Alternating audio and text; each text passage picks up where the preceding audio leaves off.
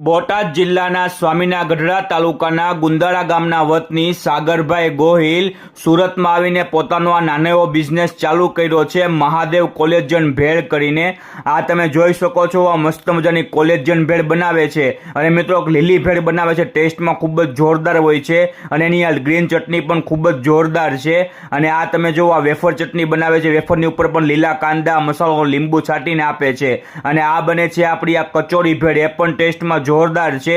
ચોક્કસથી એકવાર જવા જેવી જગ્યા છે, લોકેશન મોબાઈલ નંબર સ્ક્રીન ઉપર જોવા મળી જશે।